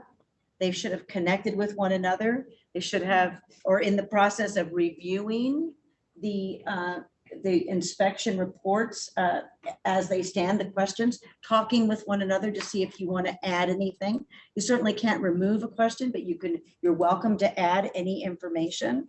So If your team has not met or discussed or touched base, I would encourage the team leaders to reach out to their members to make sure everyone is aware of where this information is and to start updating the inspection forms. By the end of June, we should have reached out to each facility to have a date for our inspections, and our inspections typically take place in August. So if anyone has any questions about that. We inspect every year. It's one of the mandates of the commission that we inspect every juvenile detention facility in the county. So I can get you copies if you're interested of previous years, so you can go over and look and see how we've expanded the reports. And we also, starting last year, we included a parent section for interviewing parents of juvenile hall. So if you'd like to participate in that, I'd love to have your participation. Does anyone have any questions? I just have a comment. Our new commissioner. Yes. Just, we should confirm that you have access to the Google Drive and that you know where these documents are, and that we could do a little tutorial with you. Okay. And you will have the opportunity to sign up for an inspection. We chatted a little bit about that already, but yeah, perfect. There's still space for you. I welcome your involvement in that. Okay. Yes. So the next item on our agenda is Reimagine Juvenile Hall Committee. And we don't have a name next to that. Yeah. Yeah, yes, I can speak to that. Okay. So we did have a meeting, and we agreed that Monroe would be presenting the findings of the Reimagined Juvenile Hall. And I think there was a question as to if there would be some sort of inclusion with the rest of the commission so that we can shape the message that we want to take to the Board of Supervisors regarding the Reimagined Juvenile Hall findings and recommendations. And so definitely wanted to take the time with the rest of the commission to find out what they would like highlighted. But some of the things that we agreed that we were going to highlight were the findings and the recommendations on the inspection report, the 9-point plan, restorative justice plan, a mental health space, which these youth deserve, their own behavioral health office or building outside of the front of the cages that where it currently exists today. And I think that we were going to also recommend the food that was discussed a minute ago, that it be improved. And I agree with Susan, is that it has to be improved. It's, where it Beyond went what to, was, yeah, beyond what was in prior to the sheriff's report. right, because there's youth that have reported directly from them that the food was much better in the past. And so just the fact that we inquired about this and received a blank MOU, these are county leaders that we're expecting a higher level of professionalism from when they're conducting business with taxpayer dollars, as well as making decisions for community youths that will be serving long-term sentences there. Like, we want to have some sort of say in how our kids are fed, treated, and supported in there. And so I think that those will be the 3 points that we would like highlighted to the Board of Supervisors. So I'm just looking forward to some feedback from the rest of the commission, because we've all worked on these issues. Every single one of us have put in a lot of minutes, hours, days, weeks, months. Some of us have been here years already, seeking change and a better treatment in our facilities. Like in the last couple of years, we just acquired cups and a pillow for kids. And I think that we could do much better than that as a county. And so I'm hoping that our presentation involves that, but other feedback as well from the commission, because everyone has done a lot of hard work on this. And this is going to be a big recommendation because Don Horsley, our late board of supervisor who retired, when he supported Reimagine Juvenile Hall, I love using his words. He wanted to soften the prison-like environment that exists there. And the highlight of this finding is that there's no money for it, unfortunately. So we're going to be using these monies to get the programming that should have already existed. But however it comes, it comes. And so look forward to some feedback, though, from the rest of the commission on how to shape this presentation that Monroe will present. Right, and so the memo that is attached to the agenda packet sets out the specific body of the presentation that will be, and when is the presentation scheduled to go before the board? It was going to be late next month. I know that June someone had 13th. June 13th? June 13th. Thank you. And as you said, Paul, there's a great conclusion here that really highlights the points that you made, that the commission's top priorities for improvements in juvenile hall are to do more to support the mental needs, health needs of youth in the facility, and to improve their living conditions on the residential units, to end the outsourced food program and develop an on-site food program that can also provide opportunities for youth to gain vocational skills and certificates in food handling and culinary arts. And finally, to enable the county to offer regular vocational and fine arts classes over and above what is offered today at the Hillcrest High School. And the commission offers their assistance in the ideation and design necessary to accomplish these goals. So that should be Absolutely. And also, I think it was mentioned bringing the kids back, allowing the kids, if we want to replicate what our governor closed down in Stockton with the programming, that's something that we were allowed to do when I was serving my time in DJJ, was working in the kitchen, preparing our own food. So sometimes some of my friends would be like, hey, put more pepper on that on egg day, or put more salt on that. And so we had fun, and it would be a rotation. So I look forward to improving that food program, as well as allowing these kids to get behind the stove and prepare their own food. wonderful. Thank you. Thank you, Commissioner Bocanegra.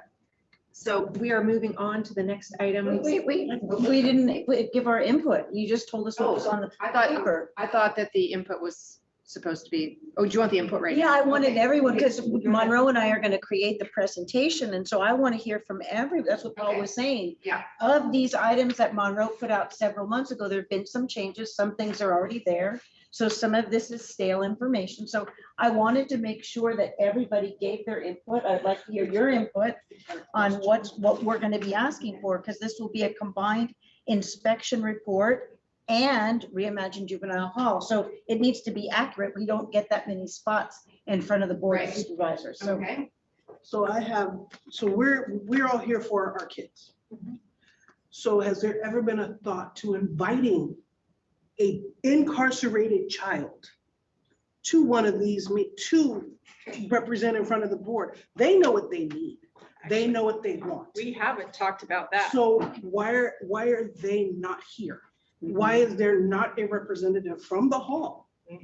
These kids, like we said, we've got long terms. We've got 1 week, 2 week, 3 days. Why are they not here? We're representing them from the outside, but they need to learn to represent themselves on the inside. So if they want better food, they want better this, they have to speak up, because their voices aren't heard in there, obviously. If they're able to speak in front of the board members, speak in front of the county, they, like our people who represented just a little while ago said, that, you know, it's a preventative measure. They have to have trust. Our board members, our county, have to have trust in these kids when they leave. So their voices can only be trusted inside and heard inside. So when they come out, their voices are still going to be heard. And that's what they're supposed to be doing therapeutically. Their voices need to be heard to live outside of a jail cell, because that's exactly what they're doing. No matter how anybody puts it, these kids are more criminalized than our adults. So are they included? And if they're not, why not? Okay. Why So I can we can- not include these kids? I can tell you that because of confidentiality and it's a Mhm. public meeting, that would be one of the reasons why they're not at the table, but Mhm. we However, go in once a month and that is exactly what we do. and Is we anyone talk to over, them and we find out what is needed, what do you need, what's going on here. We are actively recruiting Mhm. kids who are getting ready to leave Mhm. to join the commission as we speak. could, We've had several could a who come child, out of the hall. could a child and- over 18, because 18 or older, yeah. they're very, yeah, they're very reasonably concerned about confidentiality, and they will use that as a reason. But could a child who's 18, Sure. Who's a long-term, why can I not be there? That would be- Thank you very much for that comment. And coach it? let's move on and see if there's any other input into the document, because we do have a number of agenda items still to get through. Just one thing I noted, the jobs in the food industry do not necessarily pay a living wage. So I looked up what Safeway pays. And for a meat cutter, baker, cake decorator, or a Starbucks person, it ranges from a starting salary of $32,656 up to $53,393. So So if that's they had a extremely low. roommate, they might be able to make it. So in San Mateo County, you qualify as low income if you make, for a family of four, under 140,000 a year. Yeah, this is one person. Right, so I'm just saying, like, it's really, so that's why we were trying to move away from culinary programs and move towards vocational programs like the trades, because the trades will provide a hourly wage and benefits and pension where they can stay in the area. And this is just, you can't, you can live not well on $53,000 here. And if there are two of you, if there's roommates or a husband, wife, girlfriend, boyfriend, both making that, they can make it on that. And there are food handling that pays better if you get into a better restaurant. So one of the career technical educational programs that's in a number of our schools is the culinary program. And it's one thing that can be brought into the hall without a great deal of trouble, I think. It's already there and they, gone and it yeah. needs to be back. But they're advertising that they have a culinary program, publicly. Sure. Yes, it's in the annual report from 2022. Yes. Do we have any other I will comments? send you the document. Yeah, I I have, have, yeah. the comforters and bedding, I know some juvenile halls, the kids have their own bedding. And I'd love to, this is a big dream, but I'd love kids to have their own sheets. Need from home? You're there for several years? Yeah. 7 years, 5 years. Mhm. I would like to see the housing unit, libraries, books and magazines and newspapers removed because I don't think that's as urgently needed as the rest.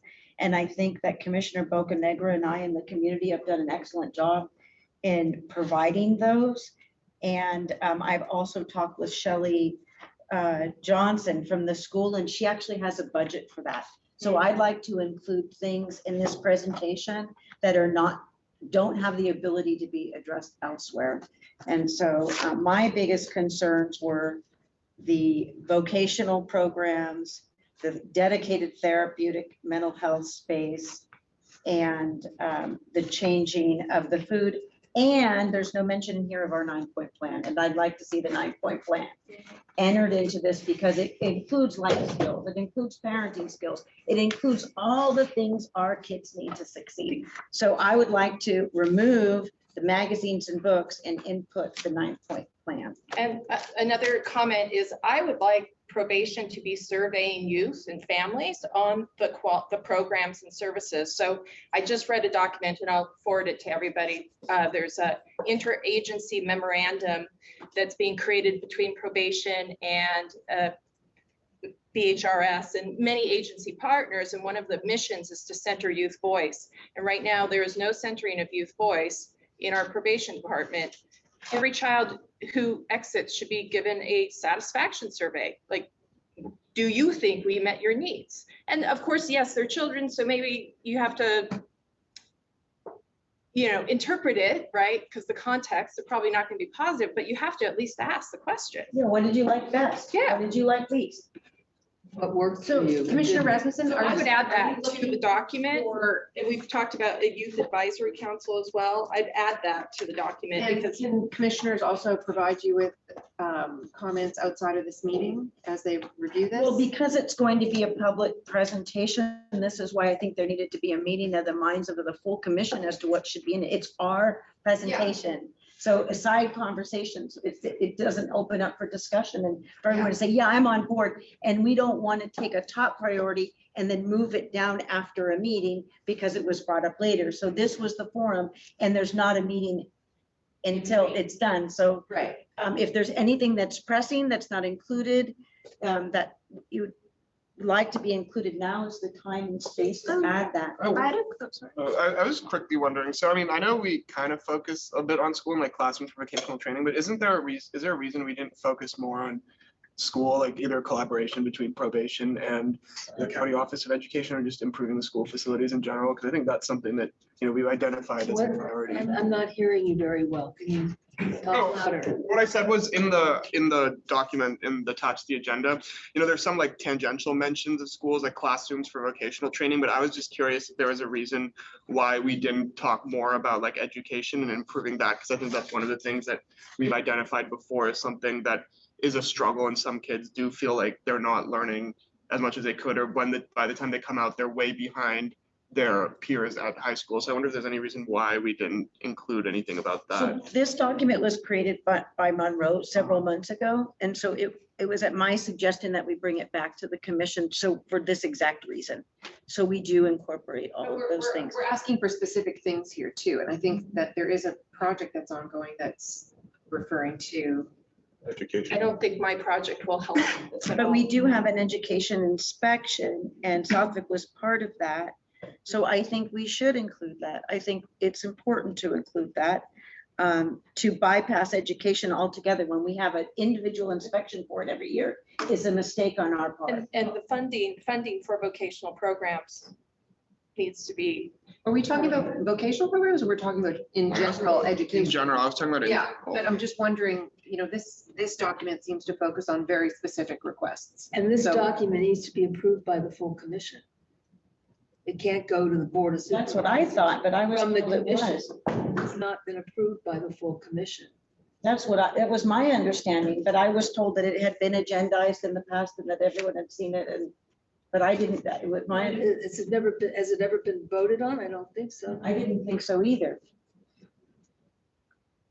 I think it's not a written document though. Is it a written document? Because it's a Right here, presentation. it's a memo. This is the memo that the presentation will be based off, Yeah. right? Is that what the? So maybe the presentation has to be approved, or I don't know. So maybe we need to call a special meeting, When's the presentation again? Sorry. June 13th. Because this was just going to go. And I said, wait a minute, hold up. Can we approve like the ideas that are covered here that'll be covered in the presentation, or do we have to? I mean, these were the ideas that came out of the inspection. I think the inspection was approved, and my understanding was that whoever worked on this had extracted the recommendations from the inspection, and we're taking those forward in the idea that the funds that were available to improve juvenile hall could implement the specific recommendations coming out of the inspection. So they were very concrete requests. And my only concern with putting in something that's less concrete is how do you do that? How do you improve education? Like, yes, we definitely would like to improve education, but these are very specific. Provide alternative bedding, equip each room with electrical outlets. Like, this is a very concrete. Yeah.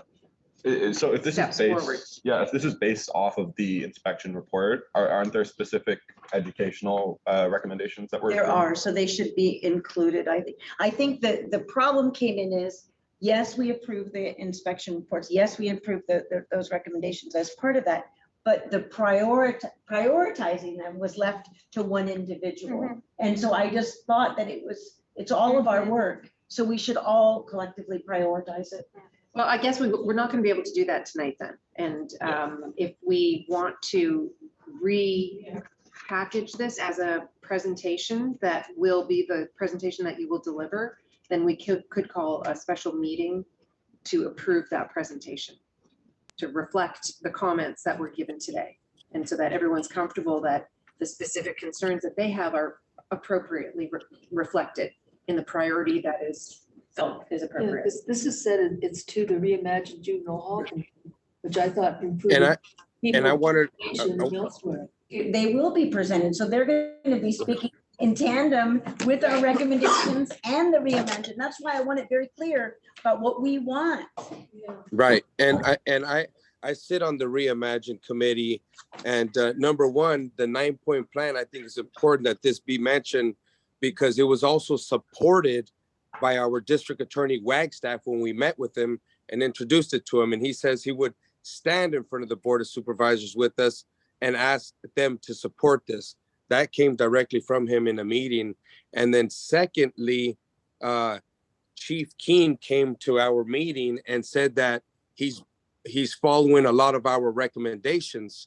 And the reason that is because when we started this committee, I first began my role on the committee by highlighting the findings of the inspection report. So I put that on the record and then began again my work to try to reimagine and soften the prison-like environment, which I hit a wall with. And so that part right there will be highlighted. But again, this inspection report is critical here because it has supports from other departments of the criminal justice system, leaders, and also everyone here has done its work on there. And then now the issue of education has been raised. So I think it's important that everybody do get their input in there, but Okay, that this has to be in there. So maybe I just propose that we add our education recommendations and remove the books and add the 9-point plan. Would everyone be in agreement with that? Actually, a quick question, sorry. I don't know if this memo can address it, but Wesley had invited some advocates to speak on behalf of like the situation in juvenile hall to a youth commission meeting a couple weeks back. And in terms of food, they also stated that currently like dinner is sometimes served like between 3 and 4 p.m. That was in the inspection report. There's a public comment about it as well. Yeah. And so is there a way to address that in this memo in terms of improving? That's a good services point. program? Timing of the serving. of Yeah, the dinner, because, which or is- like having snacks available for after dinner, because I don't think. And all of those were in the inspection report. And this is why I brought this They forward, do have- because there are these issues that are still outstanding. I think maybe it needs to be revised, and we need to look at it again. And Yeah, and I I'd be think willing that- to come to a special. Right, if it needs to be, I mean, it sounds like this is what things will be drawn from, but there are other points that are Yes. consistent with this message. Yes. That you would like to focus in on them. All juvenile justice, so we can do it on Zoom. Okay. Yeah. Perfect. Right, that's a I great. didn't want to just show up on June Yeah. 13th and not have Right. spoken to all of you about what you felt was important. So our action here then is to call a special meeting In a week. in a week, yeah, because, yeah, it's June. Yes. It's May 30th, so next week, we'll look for a date to call a special meeting to review the specific presentation. And does that mean, so it's Commissioner LaPluise, yourself? I'll be present as the inspection coordinator. He's giving the presentation. Commissioner. I believe Commissioner Bocanegra will be there as well. So Commissioner Bocanegra's Reimagined Juvenile Hall, I'm inspection, but the presentation will be given by Monroe. I'm just there to answer questions. Okay, But we'll so I'm not, I collectively- can't read Commissioner LaPluise's mind on this, but my expectation was he was going to be working on a presentation. So at that point, this input can be given to him.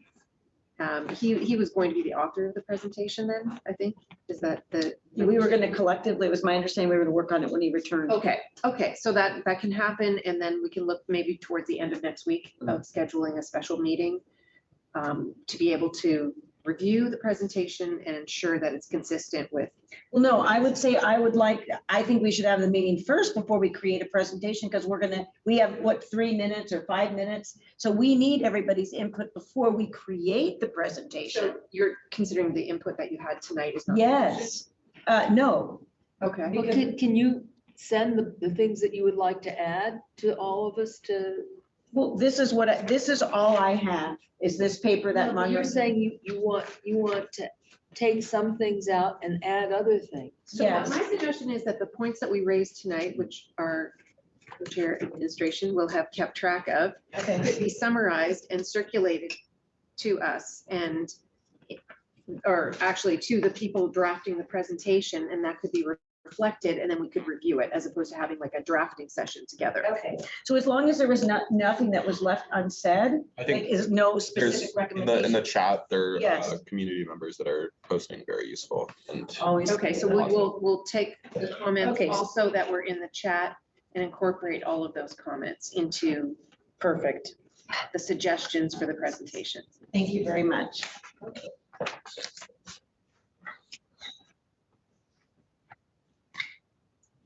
Okay, so we don't need do we need a motion on that action, or we can just agree? I think there seems to be consensus. Consensus, yes, okay. If there so is, that's if good. there's So no the- objection. The action point going forward is to get that meeting on the agenda. Okay, so moving forward to Commissioner Wilson. Who will share with us an update on understanding the transitioning of detained youth, and then the educational attainment and detention are the two projects. Yes, my team is being thwarted in having an amazing team experience because we haven't really gotten to do anything yet. So on understanding transitioning of detained youth, probation responded via lawyer to the questions I had about transitioning, which is not as useful as actually having a probation officer respond to those questions, but that's okay.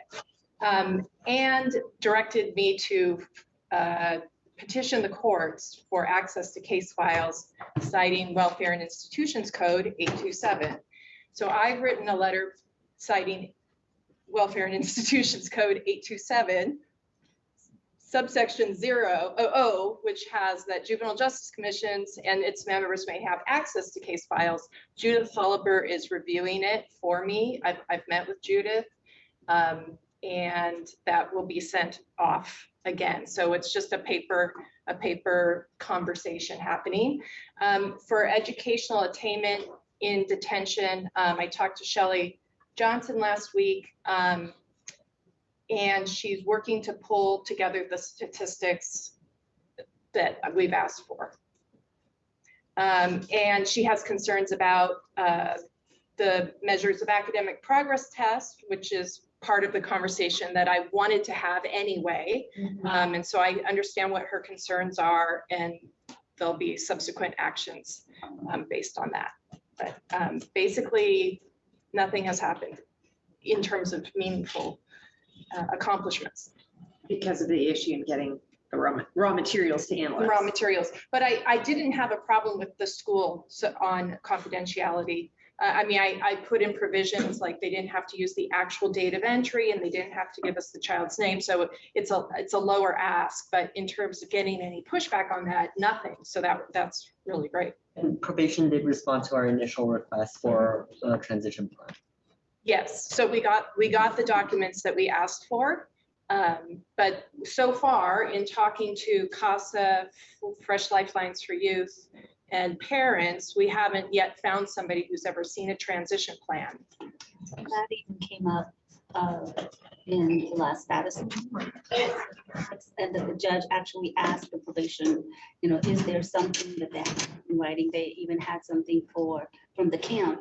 Was there something that was communicated, or is something in writing that could be referenced? And there was nothing. So she was not very happy about that. Oh, good. Okay, we'll talk more. Yes. Great. Good. Thank you, Melissa. That was Thank you very much for that. Yeah, extra update. Thank you so much. Are there any other questions about that? Thank you. So we will move to the next agenda section, which is the new business updates, motions, and announcements. And we have our youth commissioner, Agarwal, who will be, Zahara, will be providing us with a little presentation on the website for youth in detention. Yeah, I actually don't have any concrete details right now. Okay. But my name is Zahara and I was the Youth Commission liaison this year, if you didn't know. And I am working on kind of an independent project that I wanted to bring to the attention of the JJTPC because I think it strongly pertains to a lot of stuff that we've even talked about today. So basically a couple months ago, I had a conversation with Melanie Stauffer in probation before she left. And she told me the conversation was essentially about what she feels is lacking in probation for youth in juvenile justice facilities right now. And so kind of the resources that she felt were not available or advertised to youth were mainly towards youth, especially over 18, who ended up being stuck in these facilities for a lot longer until the age of 25. And there were a couple of main things that she said they lacked, which was A, connections to kind of community college classes and getting those credentials, financial literacy skills, so being taught how to balance a checkbook, set up a bank account, and then also like getting an ID so that when they were to exit these facilities, they would kind of, have those resources. And so I had the idea to kind of create a website that would be a resource hub mainly for these three things, and to kind of address those problems and then make sure that, these youth who are in these facilities for a very long time have the tools they need for success when they exit. And so it's a very kind of early stage project, but I wanted to present to the commission to make sure you all are aware of it. If you have any input, recommendations, etc., I would be happy to hear that. And are you developing kind of a prototype that you could? Yeah, I think, I think by the next meeting I could definitely present. Mm-hmm. And do you have, now that Ms. Stauffer is no longer at the YSC, is there someone else that you have contact with that you will be working to implement this with? Not yet, but I have to call Ron Reyes's office, and they have a social worker there who I think will be able to connect me. Oh, good. Mm-hmm. That sounds like an excellent idea. Thank you. I think off of her idea, I know we have a guide or like a guidebook for what happens if your youth is incarcerated. Do we have one for exiting the facility? Excellent point. Yeah, Excellent point. that could definitely include some of the ideas. Oh, We definitely need that now. yeah. And I think our committee of understanding transition plans can assist with that as well as for the plans. Mm-hmm. It sounds like if youth had access to a website portal where they could click on a number of different things and start planning for, looking forward to their life Exactly. on the other side and, Mhm. and start ticking off some boxes or exploring some opportunities, that would be an exciting and very uplifting way to spend time as opposed to this. And you must remember that you need to get authorization from the facility to include your website on the list of websites that Right. they're allowed to access. Yes. That's a wonderful idea. Thank you for sharing that. Yes, and thank Very you. exciting. We look forward to hearing more about that and supporting that great work. I have a quick question. Sure. Was she also asked about her position or what she felt if we brought these great programs, if she would support, the commission resolution to stop the adult transfer hearings? We haven't gotten that yet. If Melanie would support it, if Zahara asked Melanie whether she'd support, is that your question? Yes, if that would also, prevent probation from referring kids to the school to prison pipeline, sending them to adult institutions for life. If these programs would alter that, would she support that? Especially now that she's departed from there and she's providing these great recommendations. I think that's something that would be awesome if we could get her support on it. Oh, you Or at mean least ask for it. contacting Ms. Stauffer to support these recommendations as a community member? Yeah, right. Yes, if she mentioned that in what she would recommend and what was lacking, if those voids are filled, if she believed that would, prevent or I really don't- I better the understand what you're chances saying of. now, Paul. Okay, Thank you. got Yeah, it. that's a good point. And I'm driving right now, so I'm just trying to do two things here at once. So, Thank Thank you. We appreciate you trying to stay engaged with the meeting while you've got other stuff going on. Thank you. So that does kind of segue nicely to our next agenda item, which is a report on the Youth Commission resolution on adult transfers. And also perhaps you can tell us a little bit about the Youth Commission showcase that took place. Yes, I was thinking our Youth Commission liaison could give an initial update and I could. Yeah, for sure. We just had our showcase last week, which was very successful. We presented on a number of all of our committee projects, and then there was also the JJTPC liaison update, which Alex and I did, talking about mainly like some of the projects with understanding transitioning, and then the SAM Trans route and kind of what the JJTPC has been up to this year. Yeah, I think that was the main, if you had specific questions. And we just heard that one of our commissioners also attended and said that it was very impressive. And they run meetings better than some adults. Better than a lot of adults. But the showcase had a wide variety of stakeholders, including Superintendent Nancy McGee of the Board of the County Office of Education. So she was there, and we were able to sort of capstone all the works of the Youth Commission, as Zahara mentioned. But we did pass 2 resolutions the meeting before that. One on trying youth as adults, similar to the one the JJDPC passed January of last year, and another one on improving youth justice and safety at the hall. And so those were approved unanimously after a number of members of public contributed their words and their experience, including Paul. So that was very exciting to see, and we will be in discussions about next steps. Maybe you could share the text of your resolutions Oh, yes, with for us. sure. Yeah. I'll have it at the next special meeting. Perhaps. Wonderful. Yeah, I'd love And to I'll read also that. email it to the commission. Wonderful. Thank you for that update. That's great work. Very exciting.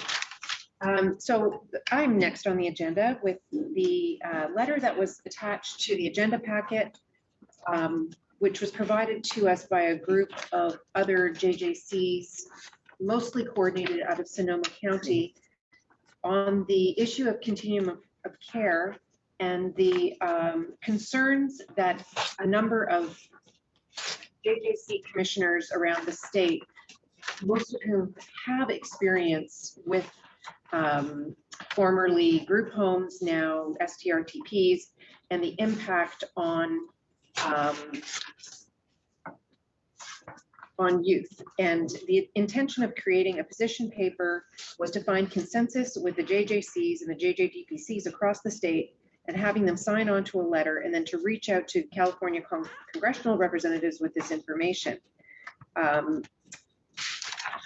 There's a lot of concern that the shift from group homes to STRTPs have left a gap in terms of serving youth, especially youth who have, if you read the letter, it's youth who have the greatest acuity of mental health issues, and it has created unsafe conditions for youth, staff, and caregivers across California. So we have the opportunity, actually Wesley and I participated in the group and attended a number of very well managed meetings with breakout sessions and discussions and a lot of personal input on why this was thought to be a very critical issue that we should speak out on. And we have the opportunity to join our name to this letter before it's sent to congressional representatives. They would like the letter to be sent, I think they postponed it so that we would have an opportunity for the end of the month meetings for any JJCs to be able to agree on it. So I would, as chair, I don't know if I can make a motion, but I would ask someone to make a motion to approve the signing of our JJC of San Mateo County in support of this letter. I move that we approve the signing of the letter regarding continuum of care reform. I second. Do we have any discussion on this? I'd like, we can't make any changes and all it has to be exactly what they put? We did make some changes. We did have an opportunity to give comments on it. Because if you look up acuity, it means keenness of perception. I don't think that's what they mean here. Sensitivity means the capacity of being easily hurt. Acuity, I think, is a term of art when it comes to mental health. I've asked that question before. Yeah. I'm concerned about this. I'm probably the only person in the room who's had a child in a facility such as this and was harmed in a facility such as this. And I think this requires a deeper conversation. That's just my point. So this was a full statewide JJC conversation, and they also had a few experts from the National Center for Youth Law and another organization that I'm losing right now. So it was a months-long effort, and their letter is research-based, and it's sort of set around Sonoma County and the situation there. But it's such that we can change small wordings like that to fit the situation in San County better. And I don't think they mean to have facilities that have 20, or I think one of them had 40, another one had. No, yeah, they're not talking Yeah, about. they're not talking, that's where your child was injured, was in one that was really kind of an orphanage almost. Yeah, I mean, if I can share some of the conversations that went on in the October session that we had, the discussion session, there was concerns that group homes formerly took kids who failed numerous times in foster care and adoption placements. Temporary care homes are loading stations. They re-traumatize kids who might be feeling stable in a longer term facility. Wraparound services are currently woefully inadequate. Foster care is becoming more and more accessible. It's only 8 hours of training, 4 kids per room, co-ed until 8 years. There's a concern that there's dumbing down of standards in foster care. They're foisting very troubled kids on unprepared foster families, kids who are dangerous. That was not my language, but the concern that kids are dangerous to the foster families that they may be placed with, that the whole system is broken and it's about the state saving money. Bad things happen even with very good people when high risk work with high risk youth is foisted on foster families. The conversion to STRTPs put 50% of homes out of business, and some of the people, this is a person who spoke who was currently the director of the Victor Treatment Centers in Santa Rosa. She said, there's very few of us left. We had 2 or 3 homes that could handle 4 to 6 youth at a time, and it was a house, and they had their own bedroom that they could decorate. Yeah, like your house south, right? Wasn't that one? Yeah, that was one of them. There were several of them, and when this came along, and the requirements in terms of having a full-time access to a psychiatrist, for example, was just out of the question for a small home. There was no way that they could afford to have the assistance of the resources that were required. And I think they even looked at trying to combine several homes that could share resources that no one would need, 24/7. And it just wasn't doable. I did the inspection of Canyon Oaks when they were in the process of transferring. Their application to be an STRTP was this thick. I mean, what we're requiring is ridiculous. And this doesn't address a child who needs continuous care for 6 months to a year. I think isn't it 3 months that they can stay?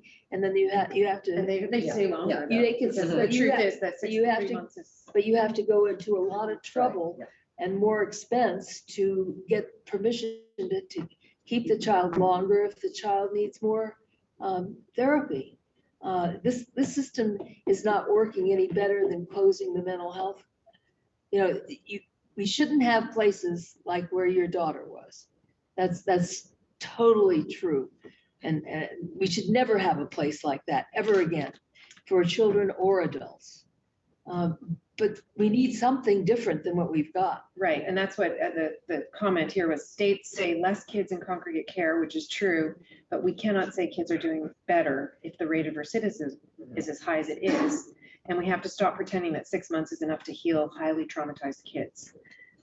Is there a deadline on when we need to get this like signed? Yeah, by? I mean, basically, if we choose not to vote on this today, we won't be signing on to this Okay. letter. I mean, Okay. they'll still send the letter. They're just looking for as many, the idea is the letter becomes more powerful the more commissions sign on. It's just asking our congressional representatives to take another look at this, to listen to the research and the input from the professionals who are in the trenches. It's not taking on a position that, asking for some immediate change or reversal back to the system that was. It's recognizing that the pendulum swung too far.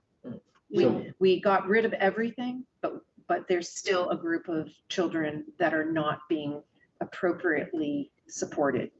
And it concerns me that it comes from Sonoma County, considering that they contract with us to take care of their girls, like that. It's not just Sonoma, but I would say the Sonoma JJC are a very organized and thoughtful group that took on the obligation to structure a forum for these discussions. And they've been working on this for several years. Yeah. Okay. They're very, I found the whole process to be extremely for sure. well thought through and documented and facilitated.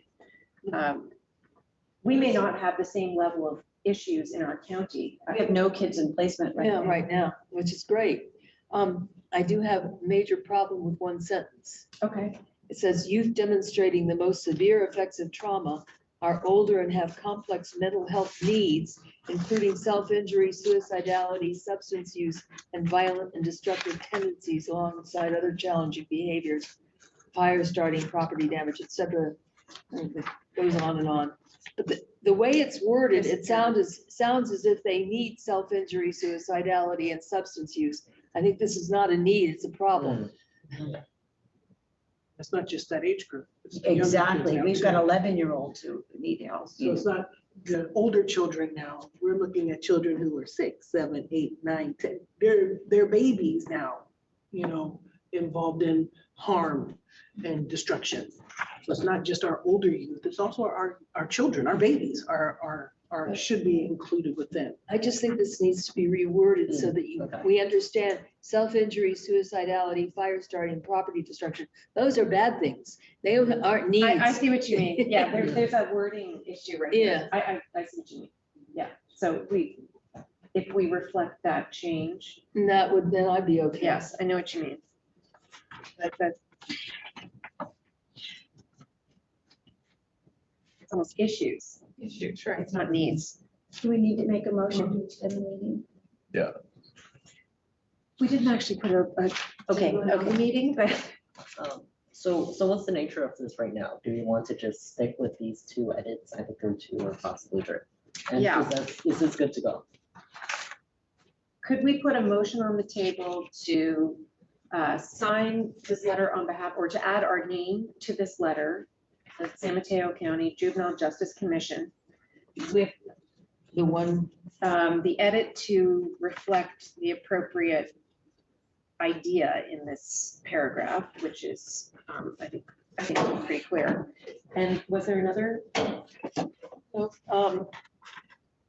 It's just, I don't know, we don't need to put in that we have 2 SDRTPs. I think we're not going to particularize it for our county, because it'll just be a list of. There's several. I think we already had a motion on the table, so I think we have to do the thing, alter it or whatever. Okay, so we have a motion on the table. Thank you. That's right. Commissioner Liu had put a motion on the table, and we have a second to the motion. This was our discussion. I'll move to amend the motion to have a change in wording to compare to the paragraph on page 2.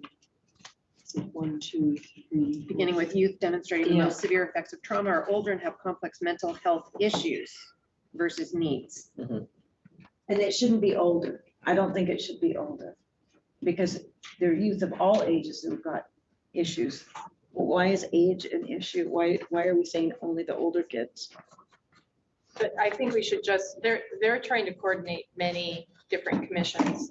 So I think we should just register our issues. I think we're supporting in general the ideas. Yeah, and say raised by this. You can sign it. We have these issues, and if you're able to coordinate those changes, fine. And if you're not, God bless, still send the letter with our name attached. I think that's what we're trying to And I say. think Yeah. that's the best option because we've been involved in the preliminary process, but I don't think either of us were involved in the drafting. No, we were not, yeah. Because we don't actually have the Mhm. capacity to take this on at this point. Yeah. Okay, so we'll take a voice vote on this then. All in favor? Aye. Aye. Any opposed? Yes, I oppose. And any abstentions? So the motion passes. This was for the amendment or in general? It's for the, but because it was the It was amended the- motion. Ah, so- okay. Yeah, there was no second to the amendment, Oh. so the original motion stands. Okay,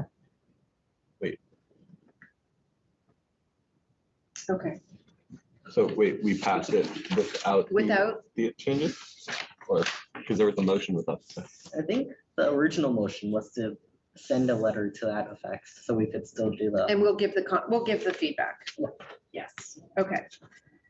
All right, moving on to the oath of confidentiality for commissioners. Yes. Commissioner Wilson?